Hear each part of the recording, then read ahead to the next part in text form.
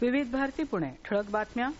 संसदेच्या पावसाळी आणि अर्थसंकल्पीय अधिवेशनाला आजपासून सुरुवात होत असून तत्पूर्वी पंतप्रधान नरेंद्र मोदी यांनी काही वेळापूर्वी संसद भवनाबाहेर पत्रकारांशी संवाद साधला.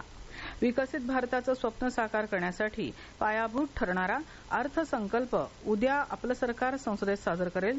हा अर्थसंकल्प आगामी अमृतकाळाच्या दृष्टीने महत्त्वपूर्ण असून आपल्या सरकारची पुढील 5 वर्षांच्या कार्यकाळाची दिशा ठरवणारा असेल असा विश्वास पंतप्रधान मोदी यांनी यावेळी व्यक्त केला.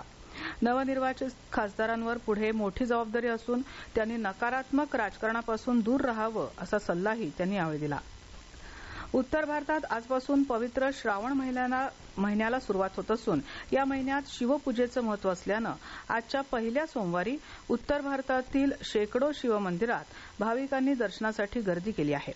वाराणसीच्या काशी विश्वेश्वर मंदिर, मध्य प्रदेशातील उज्जैनच्या महाकाळेश्वर मंदिर, गुजरातच्या सोमनाथ मंदिरासह गंगा नदीच्या घाटावरही भाविकांनी पूजेसाठी गर्दी केली आहे. श्रावण महिन्यातल्या प्रतिवार्षिक कावड यात्रेलाही आजपासून सुरुवात होत आहे.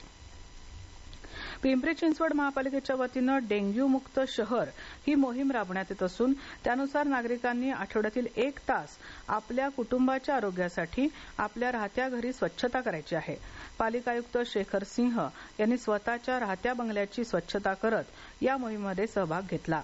डेंग्यूचा प्रादुर्भाव रोखण्यासाठी गणेश मंडळ, स्वयंसेवी संस्था, ज्येष्ठ नागरिक मंच आदी ठिकाणी डेंग्यू जनजागृतीचे व्हिडिओ दाखवण्यात येत असून पथनाट्यांचंही आयोजन करण्यात आलं आहे. पुणे जिल्ह्याच्या घाट माथ्यावर आणि धरणांच्या पाणलोट क्षेत्रात पावसाचा जोर कायम असून गेल्या 24 तासात मुळशी तालुक्यातील ताम्हिणी घाट परिसरात 170 मिलीमीटर पावसाची नोंद झाली आहे. तर लोणावळा परिसरात देखील 65 मिलीमीटर पाऊस झाला आहे.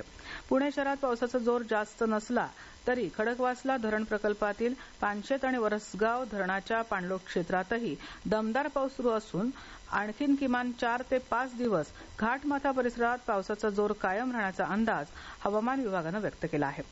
या होत्या आतापर्यंतच्या ठळक बातम्या. यानंतरच्या ठळक बातम्या सकाळी 11:58